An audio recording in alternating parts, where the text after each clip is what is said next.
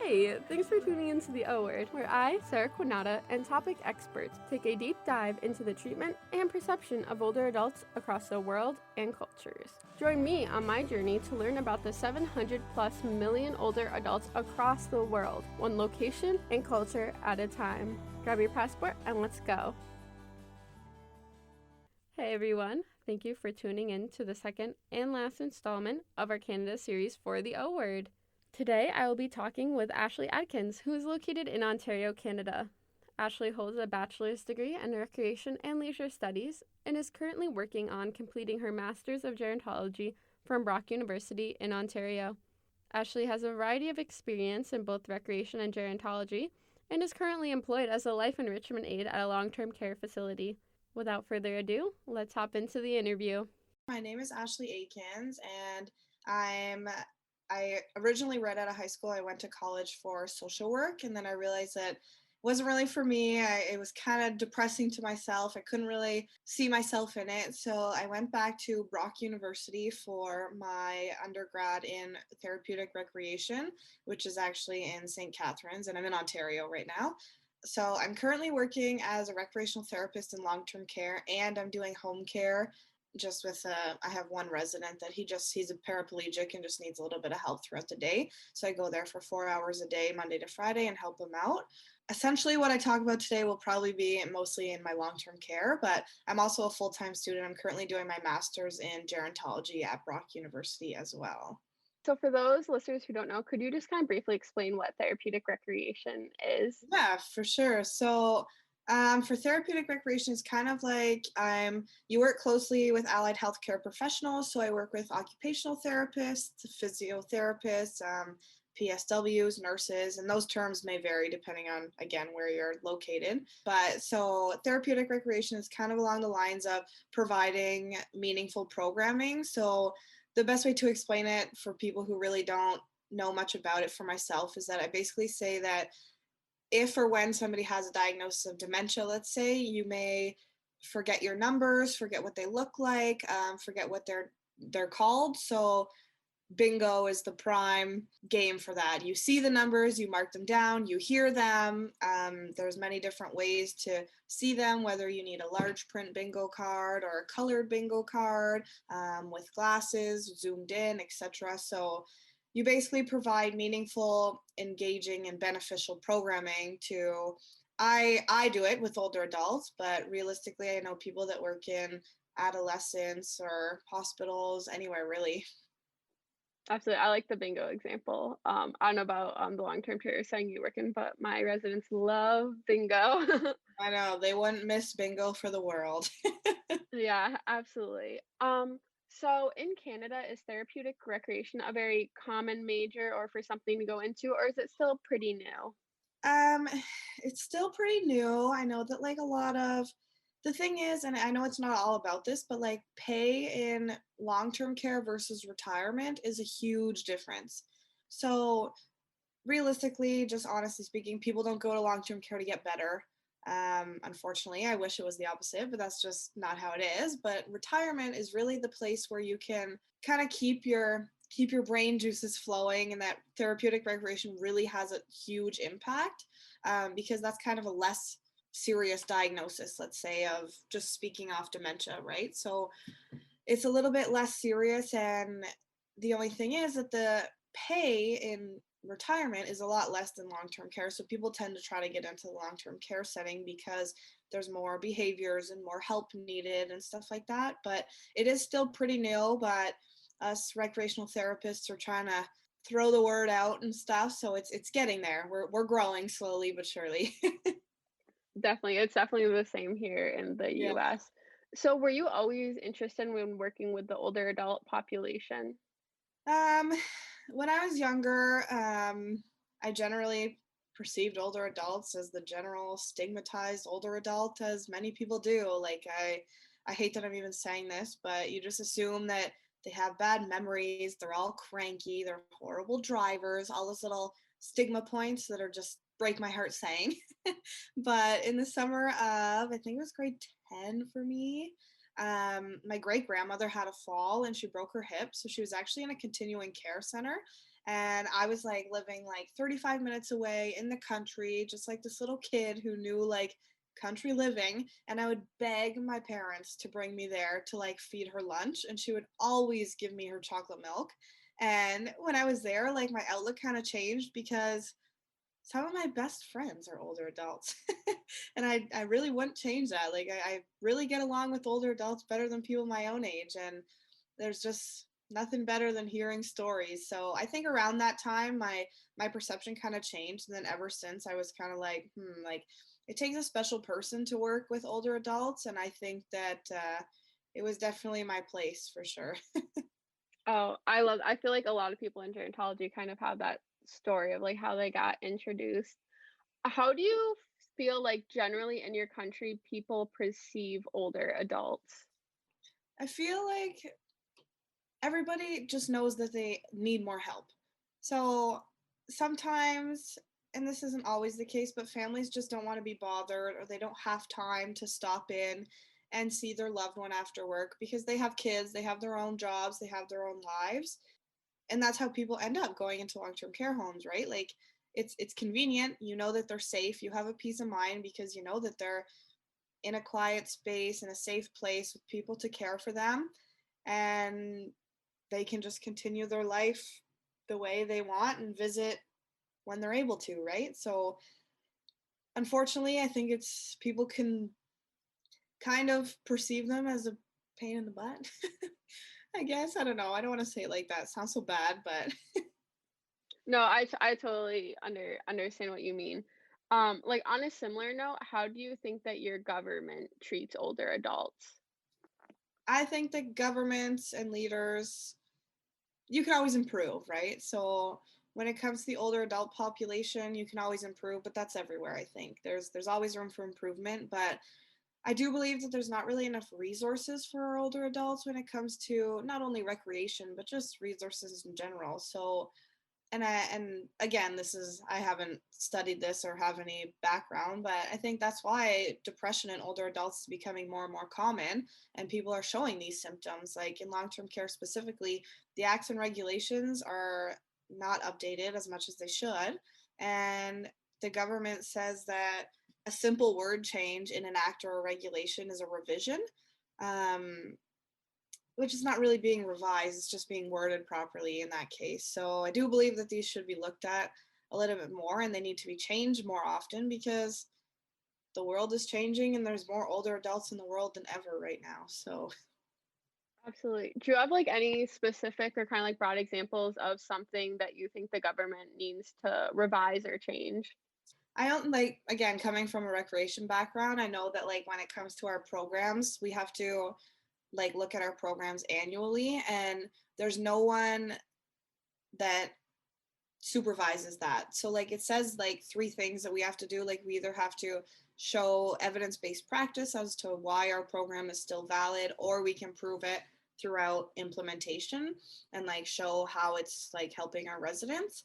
But once we do that and we finish that annual revision, there's nobody overseeing that to make sure that it's valid or make sure that we even changed it from last year. So realistically, I could say, oh yeah, like bingo's still doing good because evidence-based practice says that you see the numbers. But like, okay, I could write that for 20 years and there's nobody monitoring it, if that makes any sense at all.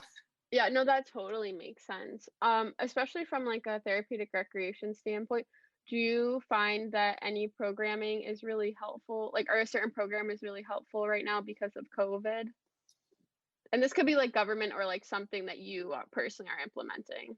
Yeah, I know like we do a lot of FaceTime calls nowadays because people's families aren't able to come in, right? So most of my, well, I don't want to say most of my shift, but a lot of my shift is just kind of marking or noting on how the FaceTime call went, if they kind of recognized their loved one, who they called, what they kind of spoke about, like if they got upset or asked why they couldn't come, because a lot of them are at that stage, I call it just on the cliff, where they don't understand what's going on in the world. Like they don't know why they can't go out. They don't know why everybody's wearing a mask and a face shield and goggles and these blue gowns.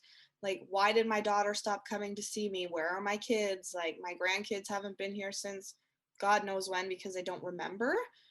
So I think just any implementation of seeing their family, even if it's a simple phone call. I have realized that music also is very uplifting. Like we used to have live music every Wednesday afternoon, and those people can't even come in anymore to provide music. So all the music that we have is really on speakers or on the TV on YouTube. I mean, unless you're lucky enough to have somebody as some kind of staff in your home that plays an instrument, which that's not me. But music, I'd say music and some kind of communication with family members are the two most beneficial programs right now to get through COVID. Absolutely. Yeah, I agree with like all our gowns and stuff. I swear we look like aliens. I know, like if I was thinking, if I had a diagnosis of dementia like that and somebody came in and was like, okay, let's go for a bath, I'd be like, I'm not going with you. Like, what are you wearing? Oh, absolutely. Yeah. Especially with we have a lot of memory care in our facility and doing like the nose swabs, like it's Yes. so scary. Oh, Yeah. it's horrible to watch them getting their tests done. Yeah. My So, residents got their second dose last week, oh, so that's so exciting. hopefully that'll be good. Yeah, I got my second dose last Friday and our whole pretty Nice. much our whole entire all our residents are vaccinated. So that's Good, great. good, good, good. Uh, so in America, like obviously, I feel like we don't really see a lot of news from other countries, but one thing we see about Canada is the shortage of beds in nursing homes. Do you find that as like a really prevalent issue? I know that there's wait lists. Again, it's not really my forte of study, but just my food for thought on it. I know that there's wait lists, and I know that we've kind of been focusing on keeping people at home as long as we can. So I believe that the focus has been more on home care and what can we provide for people to stay at home longer. So like grants and funding for home renovations to make it wheelchair accessible or have a lift or um, provide food for them still in their homes. So I find we're focusing more on keeping people in their homes rather than changing the outlook of long-term care. But I do know that as of I'm not exactly sure if this date has changed because of COVID, but I'm pretty sure as of next year we're not allowed ward rooms anymore in long-term care, which we were before. So we were allowed 4 people to a room, which realistically, if you lived with your husband and your kids your whole life and then you move into this tiny room with 3 other women and you have to share a bathroom, like there's going to be behaviors present. But so I know that a lot of like the government has given a lot of funding out to long-term care homes in regards to having to do complete construction to make sure that you have more rooms. So like even the home that I'm currently working at, like we're under construction right now because we still have ward rooms. So we're doubling in size and having double the amount of rooms so that we can split up our residents so that there's only 2 people to a room. Oh wow, I can imagine that's a big overhaul. Are It's, you the only therapeutic, like are you the only recreation staff in your facility? no, so we have about there's about 120 some residents in my facility, and I think we have 8 rec staff, but a lot Wow. of them like they might only work 4 days in like a pay period. Mhm. So we have postings, but it's I mean due to COVID, like we're only really keeping like the full timers around because it's hard. Like if people are out and about with on their days off, right? You don't want them coming back into the building, and we still don't have any rapid tests. So Oh wow. I That's know crazy. it's just getting the normal test every week. Pre-COVID, what was some of your favorite recreation programming to do? Oh my God, there's so many. I love going on outings. Some of my like the staff that I work with, like they hate going on outings because it's just so much work and you have to make sure everybody's like buckled in and in the bus and safe and but I loved going on outings. We went to the apple orchard one time, like we go to plays at the playhouse. Like outings are so much fun because really like they don't get out that much. Like even if it's as simple as going through a Tim Hortons drive-through and going for a country drive, they love that. Like looking at the leaves, it's like their favorite thing. But we're lucky we have all 4 seasons, right? So Absolutely, I miss outings so much too, like, that was some of my favorite. I know, Um and it is a lot of work, but they're so happy when they get back and like if they forget it tomorrow, then at least they were happy the one day. So who cares? Absolutely. So like one question I really like to ask everyone kind of towards the end of the interview is that what is one thing you want people to know about older adults? So many things. You can uh, share a few if you want. yeah, I don't know. I think that just like older adults are the smartest people in this world. Like they're so gentle. They're just so smart. They've experienced so much, and there's really nothing better than listening to like an old story.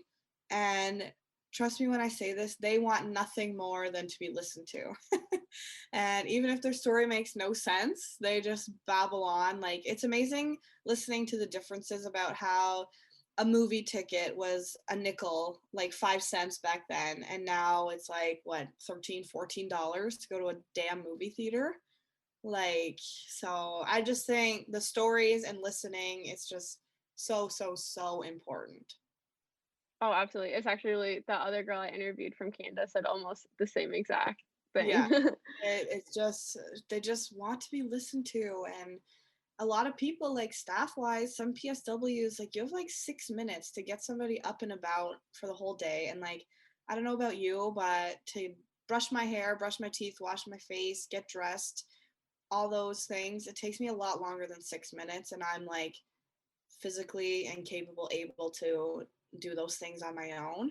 So if somebody was rushing me to do those things and they didn't have time to just say, like, they might say, hey, good morning, how are you? You say, good, how are you? Okay, time to get up, let's go. Because they have no time. Like, there's not enough PSWs for the amount of residents, right? And that's everywhere. Oh, absolutely. Yeah. In the United States, we really struggle with like, the patient or resident staff ratio. Like I'm really lucky. I work in a private facility, so we have um a lot of funding, but I actually forgot to ask that. Do you work in a private or a public facility? Is private. So do you definitely see the benefits of working like in a private facility? Um, yes and no. I mean, rules are rules, right? I think I have a little bit more funding when it comes to recreation because I'm private and they see the benefits a little bit more as opposed to a public. But I I don't know. I find a little bit of differences, but nothing too significant, I guess. Mhm. Like staff Absolutely. wise, we're still short. Oh yeah. Oh, Absolutely. that's inevitable. It's gonna happen anywhere, right? So Yeah. So to end, is there anything that I maybe didn't touch on that you want to share about either like working recreation in Canada or just like anything related to older adults in Canada? I know that I wrote some little jotted down some little notes about like specific organizations that I'm not sure if you guys have where you are. Um, like one is Meals on Wheels. So it's basically a nonprofit organization that provides like fresh and healthy meals for people who are still living in their home and unable to cook for themselves. So like they deliver the food in the morning and they use a knock and walk approach, which means that as long as the door's unlocked, they knock and then the individual who's at home, like they don't have to risk getting up or rushing to the door or maybe experiencing a fall to answer the door. Which is kind of cool. It's still a new concept, but and it could, I mean, that's just the one it could have many different names. But another one would be Cyber Seniors, which is an online platform, which is out of St. Catharines in Ontario, which is where my university is. And they basically provide older adults with lessons and stuff on the internet and on the computer. So, I mean, pre-COVID, they would kind of like they would hire students or whoever volunteers and they would go to older adults as residents and they would help them do lessons. But now it's kind of more online based, which I'm not really sure how that's going. But they basically teach them how to connect with family and friends using technology, learn how to pay bills online, order things through Amazon, make a FaceTime call. Some of my friends have even helped them make dating profiles. Like, it's just, I don't know, it's a good thing to know. And times are changing, right? Like, I know even my grandparents are, oh, I don't want to buy anything off the internet. They might get my card or something, right? Like, so it's confusing to them. It's all a new concept. Imagine not growing up with the internet and then this thing just popping up and everyone's like, "Oh, I'm on the internet." Like, oh my god. Yeah, absolutely. I don't know about your facility, but right when COVID hit, we had a ton of family members mail their residents iPads, and we're still working on hooking them all up. But it's like once they get it working, they're like, "Oh my gosh, I can call my family anytime. I don't need to like call recreation."